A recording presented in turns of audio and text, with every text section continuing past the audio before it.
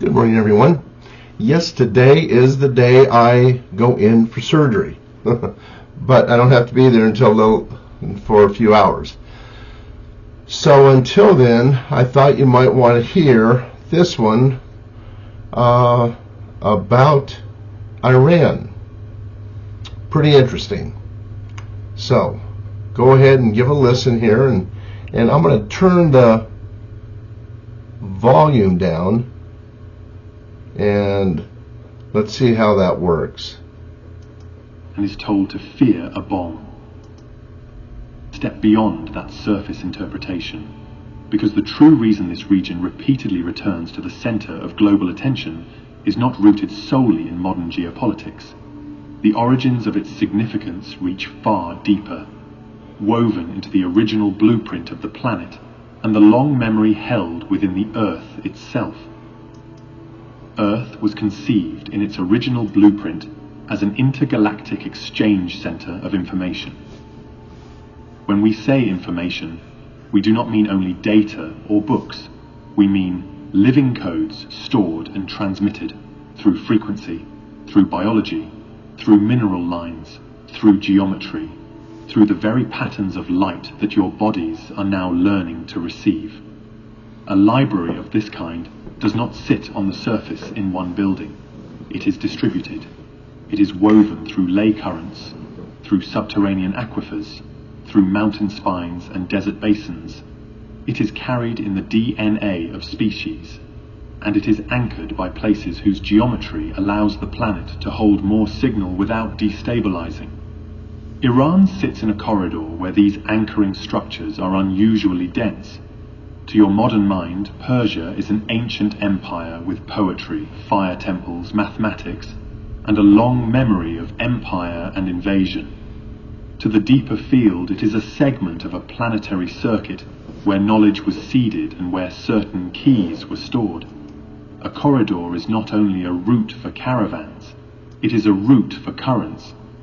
If you could see the planet's informational bloodstream, you would notice how certain lands function like valves and nodes.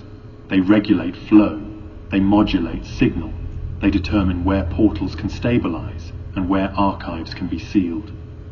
You have within your culture the memory of radiant messengers and sky teachers. You have stories of beings arriving in brilliance, of instruction delivered in visions of a moral and cosmic law that arrived as if from the stars. One of your early Persian trade as speaking with a shining intelligence became a template for contact translated into symbol. Your public world calls this religion. Your inner world recognizes another layer. Contact encoded as myth because language was not yet ready to describe the mechanism. When a people cannot describe a technology, they describe the effect it has on their consciousness. When a people cannot name a visitor, they name the feeling the visitor brought. In this way, the corridor preserved a code in the form of devotion, ethics, and cosmology.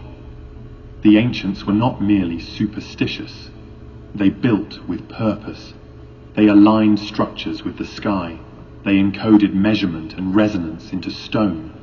They treated architecture as a technology of consciousness. Whether we speak of pyramids, ziggurats, or temples, we return again and again to the same implication. You have underestimated your past. We confirm that the Persian corridor contains examples of such technology, some visible and many hidden. Some were built to amplify prayer into coherent signal. Some were built to stabilize the human nervous system during contact. Some were built to anchor portals that could be opened when the planetary grid reached a specific harmonic. Understand what a portal is in this context. It is not necessarily a glowing doorway in a cave. It is a condition of alignment where two fields can share information, and when stabilized, allow transit. Portals can be natural, created by the geometry of magnetic lines, plasma behavior, and crystalline concentrations within the Earth. Portals can also be engineered using geometry, sound, and field manipulation to lock a connection point into stability.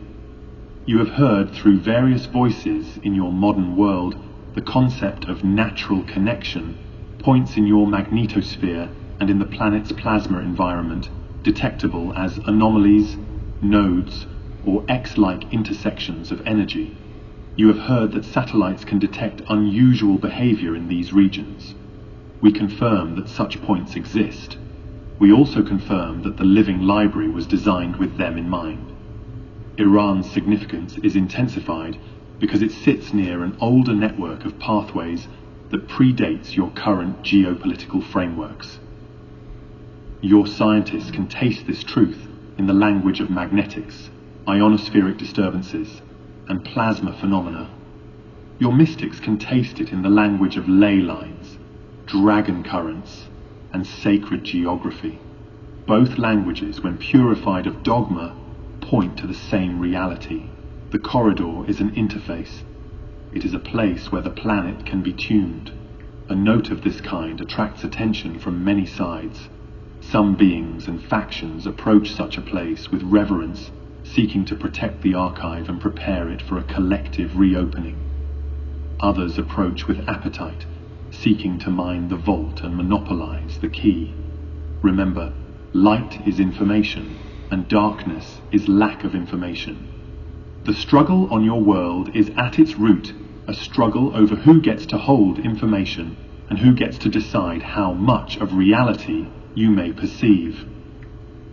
Fear is one of the most efficient frequency fences. It constricts curiosity. It compresses empathy. It narrows the mind. When a land is kept in a constant state of threat, the collective psyche cannot hold the stillness required to sense what lies beneath. This is why for decades in your modern era, Iran has been placed in the center of dramatic storylines. Some of those storylines are real in their surface detail: conflicts, sanctions, espionage, betrayals, rivalries. Yet beneath them is an orchestration of perception designed to keep you from asking a simpler question. What is stored here? And why do powerful people behave as if this land is a vault? Many of you have sensed that the rhetoric surrounding this region is strangely repetitive, as if recycled, as if a script is being reissued under different costumes. A contemporary commentator who speaks openly of World War scripts and manufactured crisis has pointed repeatedly to this phenomenon. The same fear lever is pulled again and again, most often around the theme of nuclear catastrophe. We tell you plainly, the nuclear narrative is not only about weapons. It is also a cover layer that conceals deeper operations involving field research, vault custody, and subterranean infrastructure. To speak of vaults, we must speak of the body of Earth itself. A corridor that hosts a portal often hosts a chamber. A land that anchors a key often hides a lock. Beneath certain ancient sites are spaces not built in the style of your current era. Some are natural caverns modified with precision. Others are engineered halls whose geometry does not match the crude expectations of modern excavation. These chambers were designed to store more than objects. They were designed to store states of coherence. They hold frequency keys that can be activated when the planet's grid is ready. They also hold relics, some human-made from forgotten epics, some derived from visitors who moved through this region in cycles of contact. Iran, in the end, is not important because of its enemies or its allies. It is important because it holds a portion of your shared memory. It is a place where the ancient and the modern overlap so tightly that the seams are visible. It is a place where the story of Earth as a living library can be demonstrated not by belief, but by the reopening of archives that are physical, energetic, and biological. In the coming period, you will see increased attention on ancient Persia, not merely as history, but as a mystery. You will see renewed fascination with geometry, with star alignments, with the question of how knowledge can be stored in stone and in blood. You will also see simultaneously increased pressure and provocation, because those who have profited from secrecy fear the moment when the corridor is allowed to breathe. We ask you to hold one understanding as you proceed. Disclosure is not a single announcement. It is an unfolding that requires your nervous systems to become stable enough to hold a larger reality without collapsing into panic or worship. The Persian corridor, like other key nodes, will serve as a mirror. It will show you that your planet has always been connected, always visited, always seeded. It will invite you to remember that you are not isolated in the cosmos. As this remembering grows, your questions will change. You will stop asking, "Why is this land always in crisis?" And you will begin to ask, "What has been hidden beneath my perception? And how do I reclaim the right to know?" As we widen this lens, we must now descend from the surface story into the underworld of your world, into the honeycomb beneath the mountains, for it is there that the struggle over keys becomes tangible and operational. Descending from the visible story into the body of stone, you begin to understand why so much theatre has been staged around this corridor. Mountains are not only barriers, they are covers. Fault lines are not only fractures, they are seams where deeper systems can be built, concealed and supplied. Iran's ranges and high deserts provide the conditions that secret builders favor. Thick rock, difficult access, and natural acoustics that confuse ordinary scanning. Beneath these landscapes, beloved ones, lies a honeycomb of shafts, galleries, and sealed halls that has been expanded in phases, some ancient and some recent, some created by human hands and some inherited from earlier epochs. Many of these underground complexes are described publicly as industrial plants, storage depots, or nuclear facilities. Such labels are often accurate at the surface level and misleading at the deeper one. When a public door says energy, it can mean atoms, yet it can also mean frequency. When a public blueprint shows tunnels for ventilation, it can also conceal corridors for transport. When a public narrative speaks of centrifuges, it may be masking a vault. Do not assume that every facility is what it claims. In contested regions, naming is a strategy. The deepest levels of these complexes were not built merely to enrich uranium or to protect leadership. They were built to house what cannot be displayed: field physics experiments, signal modulation arrays, biological programs that bend ethics, and storage chambers for objects whose origin would dissolve the story of linear human history. Some chambers hold modern devices that your public world would call impossible. Other chambers hold relics, and it is the relics that distort the behavior of nations. A relic is a key. A key attracts thieves and guardians alike. We speak of relics in more than one sense. Some are physical artifacts, crystalline components that respond to thought, alloys that do not oxidize in the manner your chemistry expects, geometries that fold light in unusual ways, and objects that seem to have been designed to interface with a nervous system rather than a hand. Others are biological, preserved tissues, sealed genetic libraries, samples and specimens that reflect earlier versions of humanity. Still others are informational plates, tablets, and encoded materials that appear mundane until approached with the correct frequency, at which point they reveal layered data like a song hidden inside stone. The honeycomb exists because the surface of Earth became dangerous to those who wished to monopolize the library. Over long periods, factions that feed upon fear learned that secrecy is not simply a choice. It is a diet. If the public learns the truth of the library, the frequency field shifts. When the frequency shifts, certain entities and systems can no longer sustain themselves. Therefore, the underworld was expanded, Networks were created that link one land to another under the guise of security.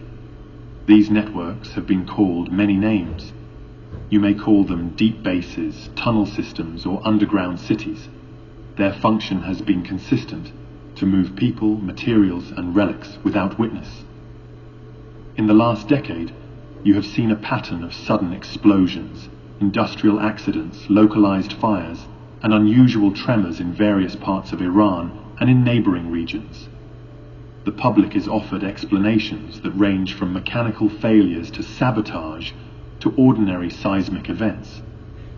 Sometimes those explanations are true. Sometimes they are covers for a different kind of event: a sealed chamber being breached, a cache being moved, a factional battle being resolved, or a precision neutralization designed to collapse a level of the honeycomb without harming the surface population. You are not told how often a quake is assisted, or how often a blast is guided to remove a specific node. We will tell you now the underground war is real, and much of it is fought with restraint. There are those within your institutions who have chosen to serve the liberation of the library rather than its monopoly. You call them many things: patriots, insiders, renegades, or white hats. Their clothing is not the point. Their allegiance is. They have learned, often through bitter experience, that the visible war is a distraction, and that the true battleground is beneath your feet. They have mapped the honeycomb. They have tracked the logistics. They have watched the movement of assets from one vault to another. They have waited for windows of permission because the planet itself has laws, and one cannot simply detonate a node without considering the field consequences. One operation in this corridor illustrates the method. A strike was described publicly as a blow against weapons development. Yet the deeper aim was to collapse a subterranean complex that housed far more than industrial equipment. Beneath that site, so the field confirms, were chambers devoted to advanced computation, to biological manipulation, and to storage of ancient items recovered from deeper strata. The facility sat near an active seam in the earth, a place where the rock itself could be used as both cover and conduit.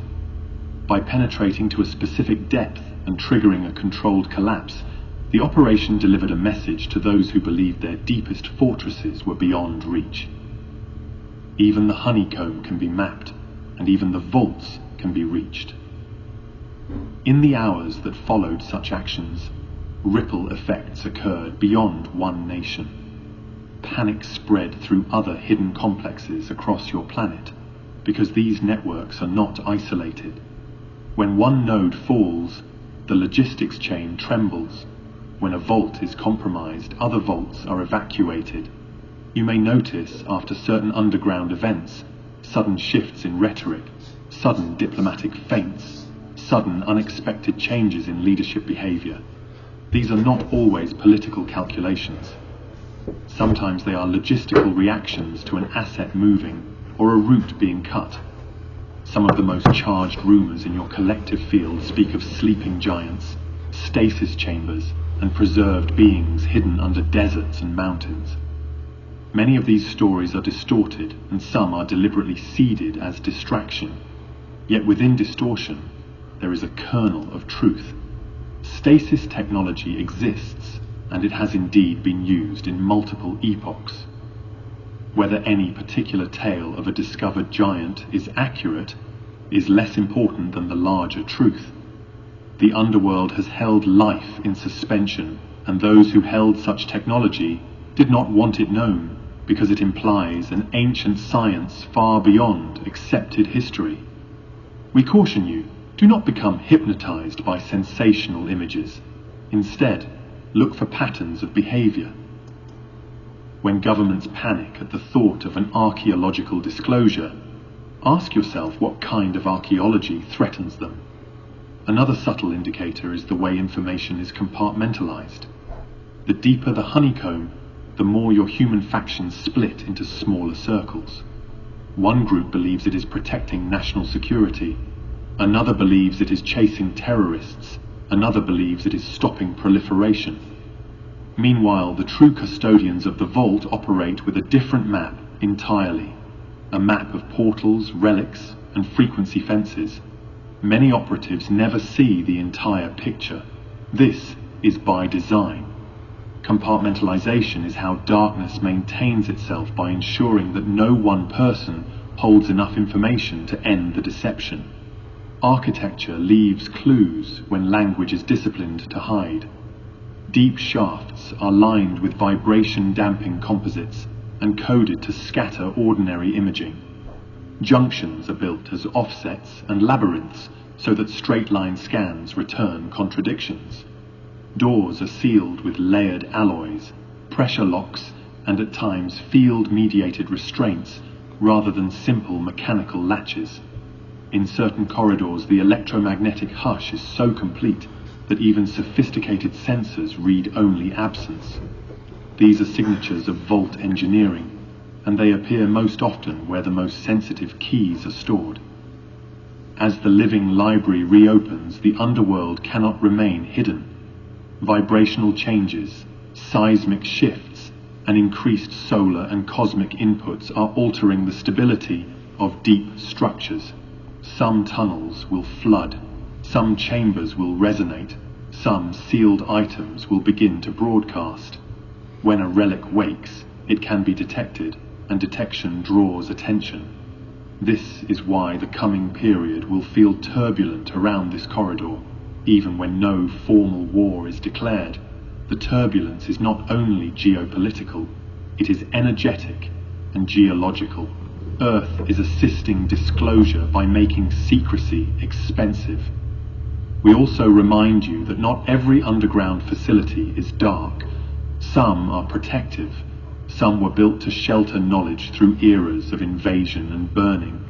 Some are being repurposed now as containment sites to prevent dangerous technologies from falling back into predatory hands. Discernment is required. Your mind wants simple categories: good and bad, enemy and ally. Reality is more complex. There are layers within Iran itself. Factions that serve the old appetite of fear. Factions that protect culture.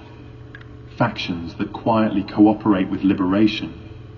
And factions that simply survive. The honeycomb beneath the mountains is therefore both a prison and a womb.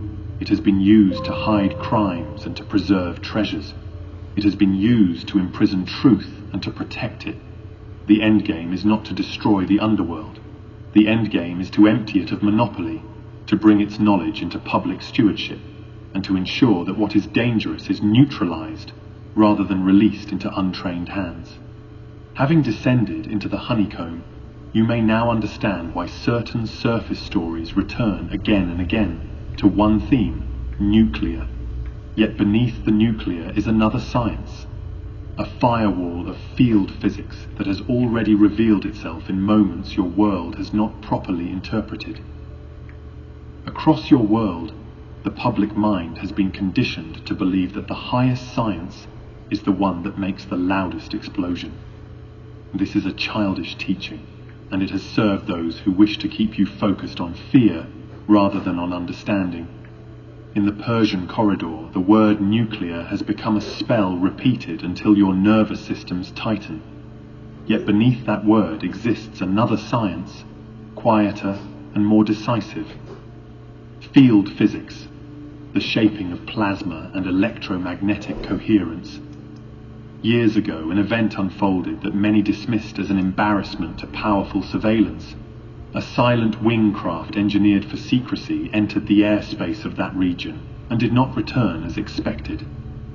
What was remarkable was not that the craft was lost, but that it was reportedly acquired intact. The public argued about hacking, spoofing, and operator error. We tell you that the deeper mechanism was an application of field containment and signal substitution. The craft was not smashed. It was guided. It was persuaded into landing as if its reality had been gently re-scripted. To understand such a method, you must release the idea that technology is only circuitry and code. technology is also the manipulation of the medium in which circuitry operates. Electromagnetic fields are not merely background noise. They are the ocean in which your devices swim. When one learns to shape that ocean, one can steer objects without touching them. A force envelope can be generated that creates a corridor of stability, a pocket in which the craft's guidance systems accept new truth. In human terms, you could call this a sophisticated form of command takeover. In energetic terms, you could call it an imposed coherence. In that region, public spokespeople and private engineers have spoken about plasma and about field reactors as if they were the next step beyond combustion. Some of what they say is grandiose, some is misdirection. Yet within their language is a clue. Plasma is a state that responds to geometry, to charge, and to intention-directed modulation. When you understand plasma, you understand propulsion and shielding. You also understand how to hide. A field that can lift a craft can also cloak a facility. A field that can contain plasma can also contain information. This is why the nuclear narrative is so convenient. It allows governments and factions to build massive underground infrastructure while claiming it is for centrifuges and security. It allows budgets to move and materials to be acquired. It also justifies relentless surveillance and covert operations. Meanwhile, the deeper work continues. Experimentation with field envelopes, with frequency fences, with portal stabilization. The public sees the shadow of this work and is told to fear a bomb. Fear locks attention. Locked attention cannot inquire. A modern voice who speaks often of scripts of stage-managed global conflict has emphasized that the nuclear story is repeatedly used as a lever. He points to the predictable pattern.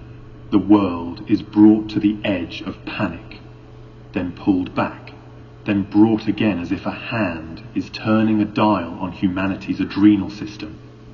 In our view, his intuition is correct. The dial is real. It is turned to create consent for measures that would otherwise be rejected. Yet, there is another reason the dial is turned. It creates cover for the movement of field-based technologies. When attention is pointed at missiles, tunnels can be expanded and vaults can be moved. When attention is pointed at uranium, plasma work can be hidden in plain sight. Do not assume that this knowledge belongs to one side. In your world, factions mirror each other.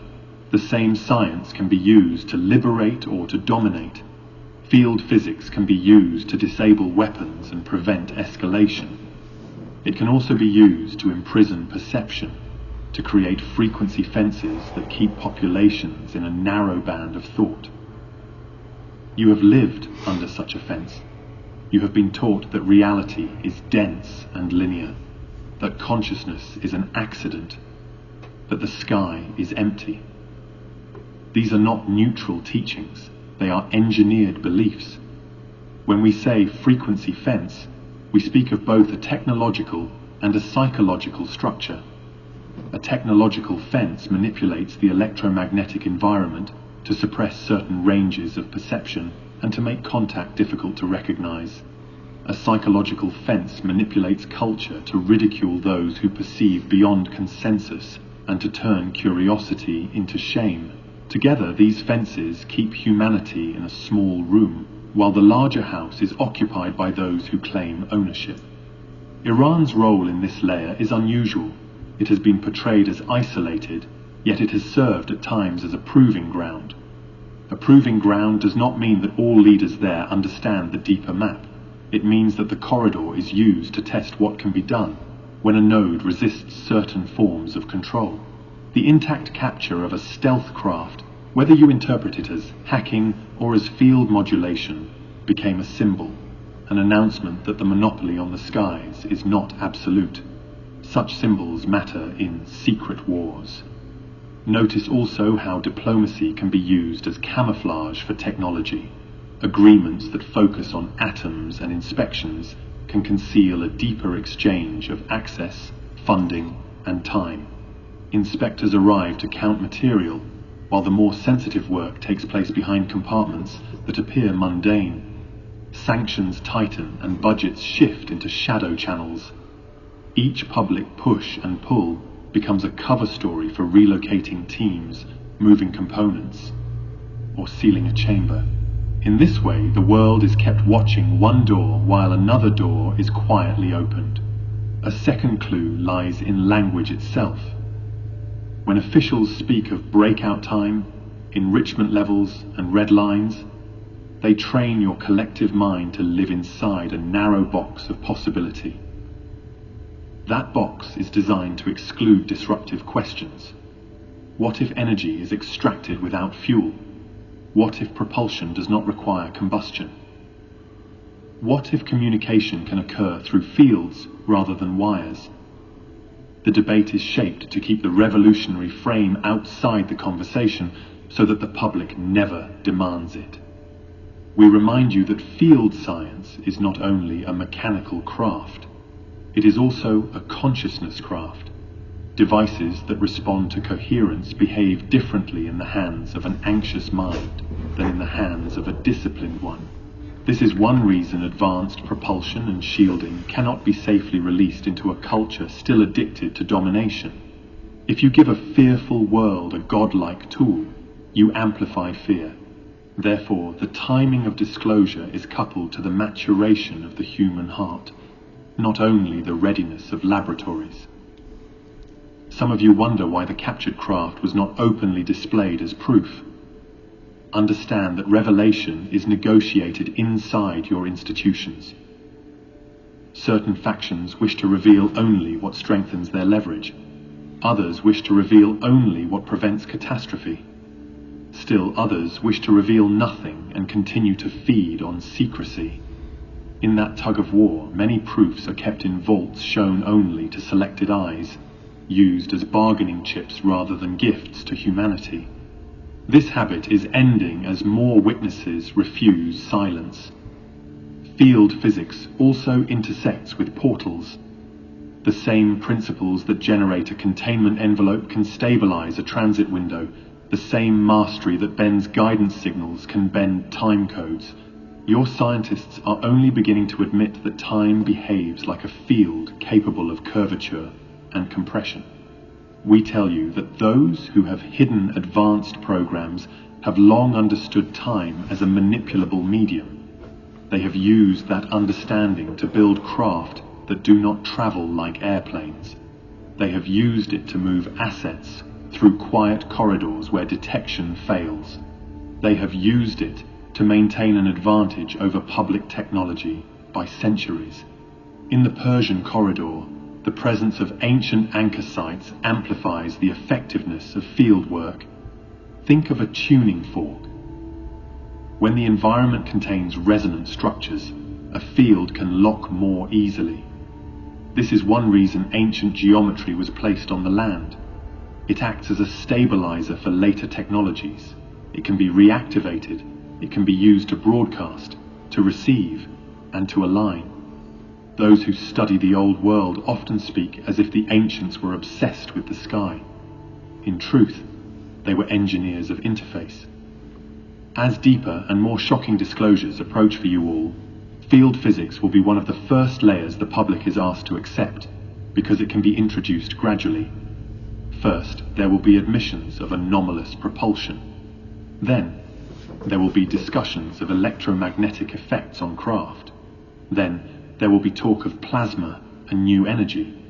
Each step will be framed as innovation, not as recovery. Yet the deeper story is recovery.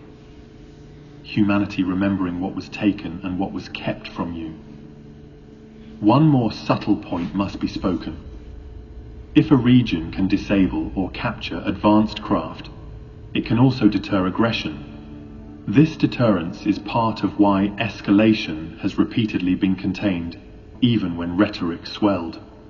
When you see high drama followed by strangely minimal outcomes, do not assume it is coincidence. Sometimes it is diplomacy. Sometimes it is interception. Sometimes it is field restraint. The skies are not as uncontrolled as your news implies. Soon the question will shift from can they build a bomb to who has been shaping the field around our planet and for what purpose. As that question rises, it will lead you naturally into the next layer. The watchers, the interferences, and the non-human stakeholders who have long treated this corridor as a monitored threshold. Please listen carefully, dear ones, because there is a layer of this story that your world has been trained to treat as fantasy. Even when it has left footprints in official records, the skies above Iran have not been quiet. They have been watched, tested, and at times interrupted. When you look only through the lens of politics, you miss the pattern. When you look through the lens of the living library, the pattern becomes coherent. Nodes that hold keys are monitored, and attempts to use those keys for chaos are constrained. Decades ago, over the capital city of that nation, military jets rose to engage a luminous craft. The pilots approached with confidence, and then, at the crucial moment, their instruments failed. Weapons systems did not respond. Communications collapsed into silence. Each time the jets withdrew, their systems returned. Each time they pressed again, the failure returned. This is not the signature of ordinary electronic malfunction. It is the signature of deliberate field dominance, a demonstration that another intelligence can override your technology without destroying you. It is also a message. Escalation will be allowed only up to a line. Notice the precision of such an interference. The goal was not to harm the pilots. The goal was to prevent a discharge of weapons near a monitored zone. In your era, you have assumed that deterrence must be violent. In truth, advanced deterrence is restraint. It removes the capacity to attack without creating a martyr narrative. It turns a battle into an embarrassment rather than a tragedy. This is how custodial forces operate when they seek to minimize trauma while still holding boundaries. Iran is monitored for more than political reasons. It is monitored because the corridor contains anchor sites and deep chambers where relics sleep. When relics sleep, they are quieter. When they awaken, they broadcast. That broadcast draws attention across domains you have not yet publicly accepted. It draws attention from those who wish to reopen the library for all and from those who wish to harvest it for themselves. Therefore, you see a layered sky, conventional aircraft, classified human craft, and non-human craft, whose presence is often minimized in public discourse. Let us speak plainly about stakeholders. Earth has never been owned by a single human institution.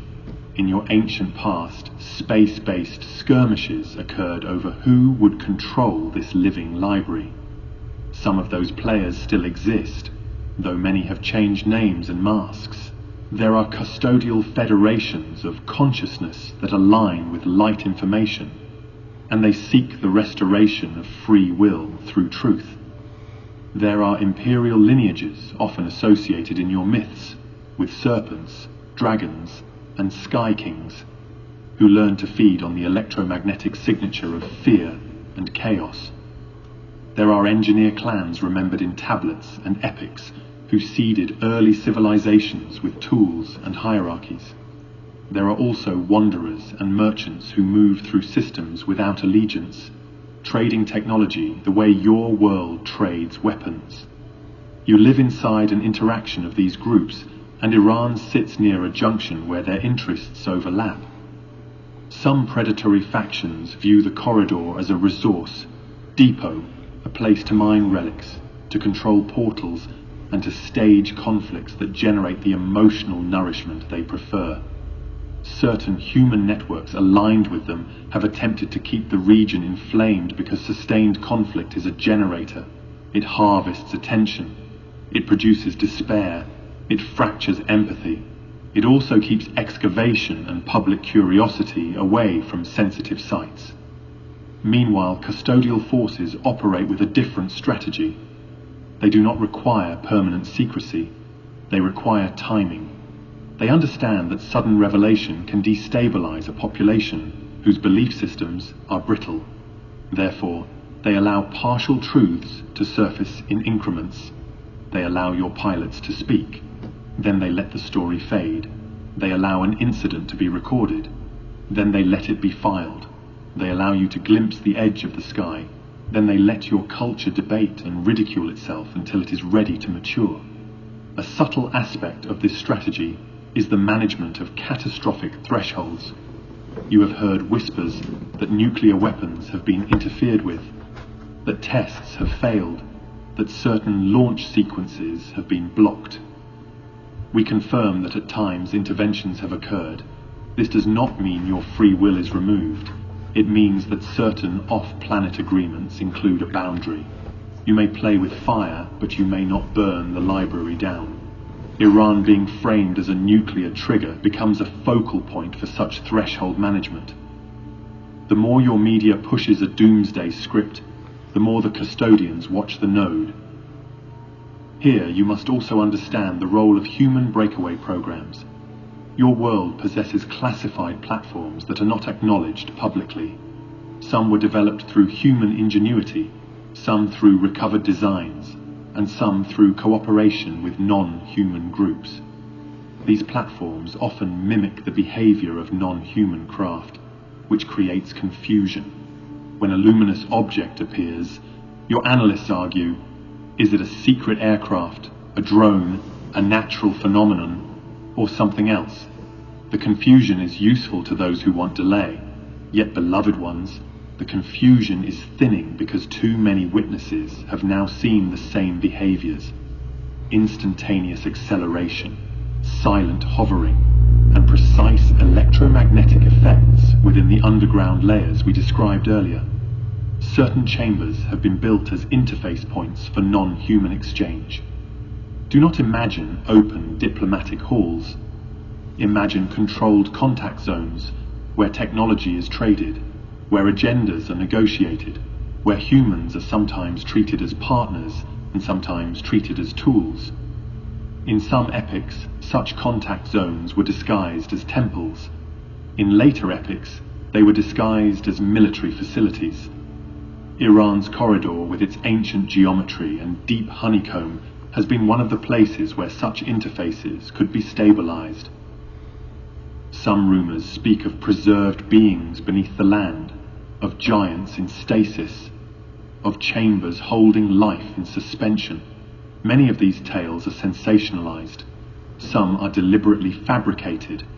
Yet stasis technology is real, and it has been used to preserve biological assets across cycles of upheaval. What matters for your endgame is this. The existence of stasis chambers implies that history is not linear and not fully known. It implies that evidence can be kept waiting, and that at the right moment what was hidden can be revealed alive, not only as bones in ruins. Such possibilities make nodes like Iran strategically and spiritually charged. Beyond what your eyes see, a larger infrastructure surrounds the planet. There are vast vessels positioned as transducers, modulating streams of information into frequencies your bodies can receive. Beams from ancient star families are not fantasy. They are informational currents that step down into your atmosphere and into your nervous systems. As these currents intensify, many of you will discover that contact begins as signal, a sudden knowing, a dream that carries instruction, a telepathic link that feels like tuning a radio station. The Persian corridor with its older anchors often amplifies this reception. People there and those connected by lineage or resonance may find that the night sky speaks more loudly, not through words, but through felt clarity. The old fire traditions of that land also hold a clue. Fire was treated not merely as warmth, but as purity, as intelligence, as a living presence. In a deeper sense, this is the language of plasma, the state of matter where light and charge become a responsive medium. When a culture honors fire as sacred, it is often remembering a technology without naming it. This is why certain watchers have long treated the corridor with care. They know that when the human collective reconnects to the true science behind its symbols, the spell of limitation breaks. The coming phase will include increased sky activity over this corridor, not to frighten you, but because the grid itself is changing. Solar pulses and cosmic beams are altering the conductivity of your ionosphere. The frequency fence that limits perception is weakening. As it weakens, more of you will see what has always been there. You will interpret it first as drones, then as secret craft, then as something that does not fit. This progression is natural. It is how the mind adapts without breaking. As you sense these watchers and stakeholders, do not fall into worship or fear. Remember the lesson to realize your connectedness with Prime Creator and with all that exists. The sky is not a throne room. It is a neighborhood. Some neighbors are kind. Some neighbors are opportunistic. Your task is to become sovereign enough that you cannot be manipulated by either awe or terror.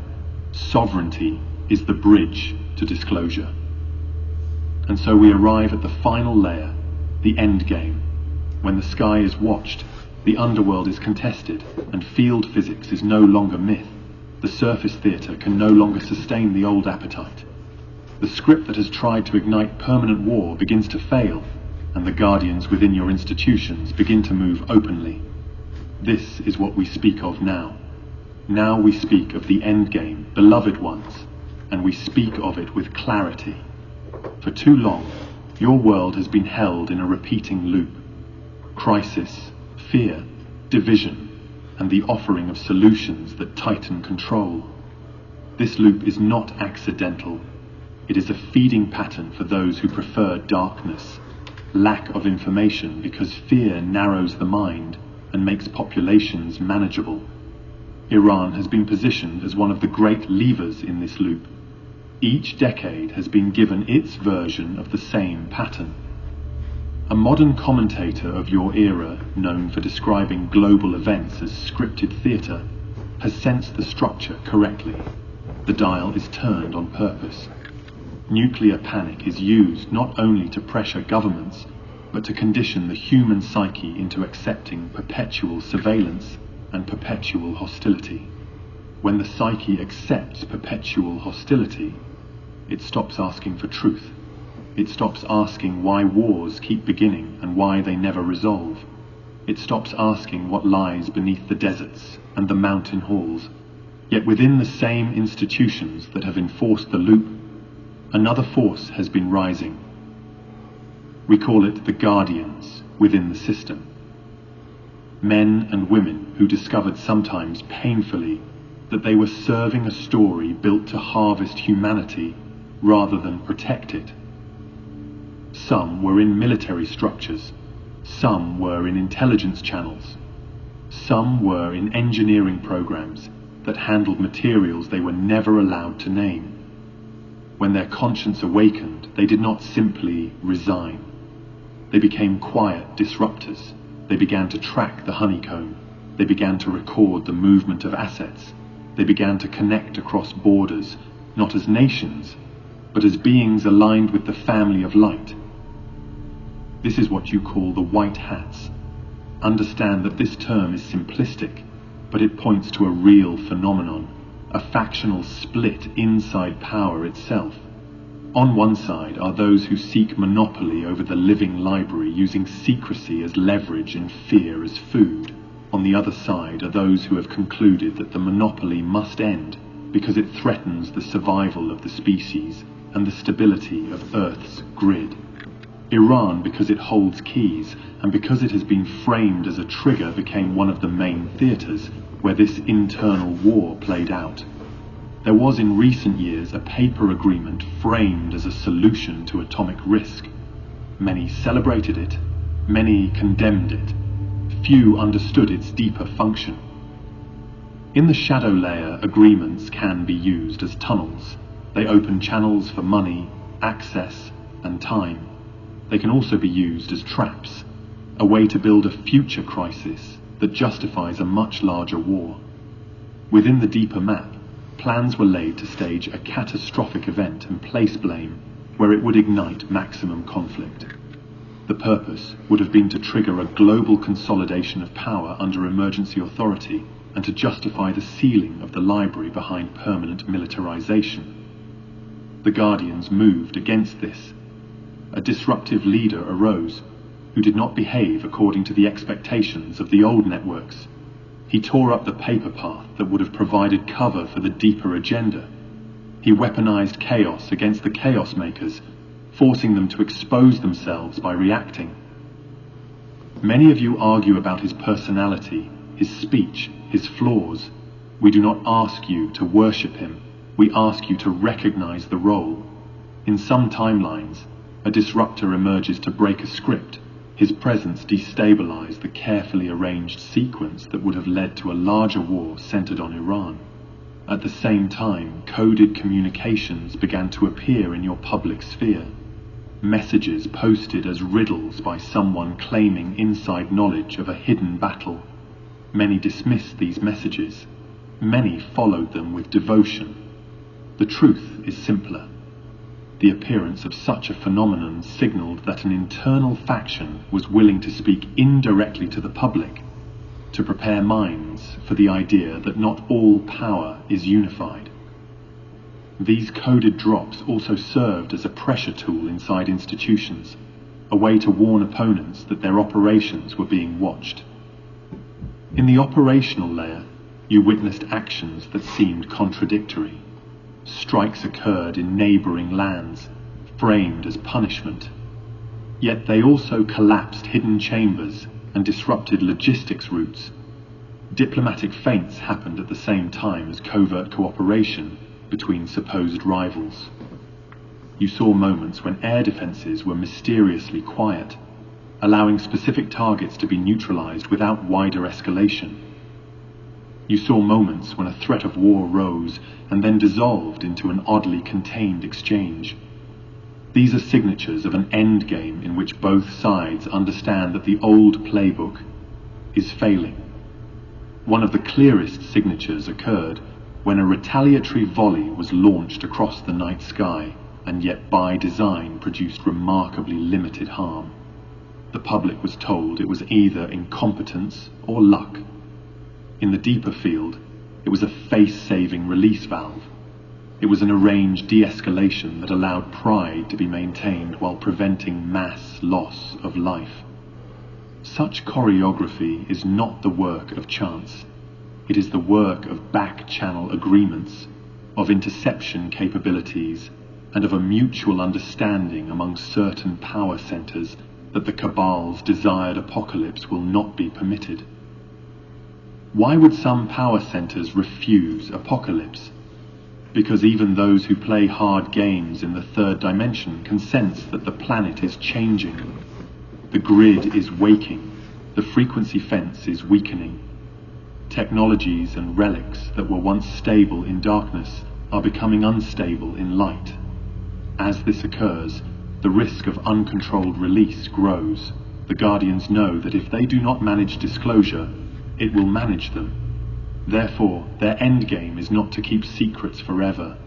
Their endgame is to control the tempo of revelation, so that society can integrate without collapsing. We have spoken of a ladder of undeniability, and now we anchor it.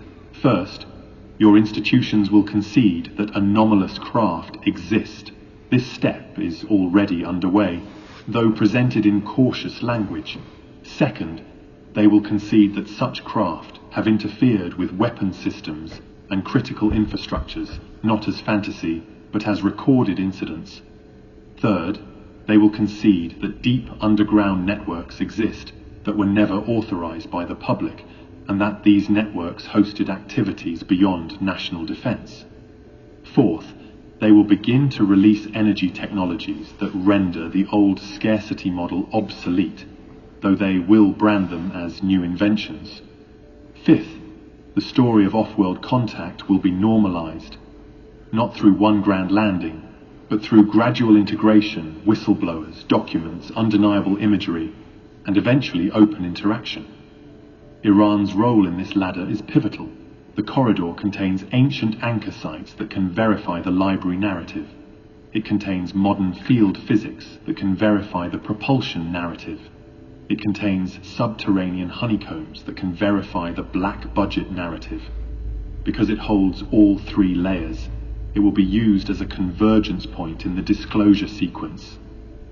This is why you will see increasing attention on archaeology, on mysterious seismic events, on revelations of tunnels, on admissions of strange aerial phenomena.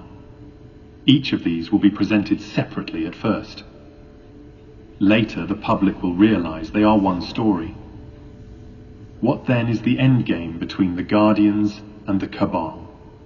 The Cabal's endgame is to trigger sufficient fear to justify permanent control and to keep humanity sealed behind a frequency fence. The Guardians' endgame is to remove the Cabal's infrastructure, expose enough of their operations to break their myth of invincibility, and then transition humanity into a new governance of information. That transition will not be perfect. There will be confusion. There will be attempts at narrative capture. Yet the overall direction is set because the planetary frequency is changing and because vast support exists beyond your atmosphere. We speak now to you directly because your role is not passive. You are members of the family of light. You are the systems busters. You came not merely to watch politics, but to hold a frequency that makes secrecy unsustainable. Each time you refuse to be manipulated into hatred, you starve the old appetite. Each time you choose discernment over panic, you weaken the fence. Each time you ground into your body and return to compassion, you become a stabilizing node in the grid. This is not poetic language, this is mechanics. Consciousness influences electromagnetic coherence, and coherence influences social reality. Therefore, in the days ahead, practice the mastery of the witness. When a headline attempts to hijack your nervous system, pause, breathe, ask what emotion is being harvested. Choose to see beyond the surface. Speak truth without becoming addicted to conflict. Build community without turning it into a cult.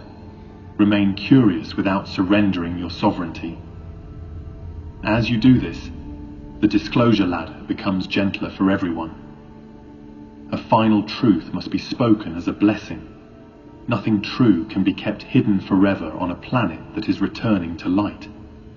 Iran's corridor, once used as a lever of fear, will become a mirror of remembrance. The underworld will be emptied of monopoly.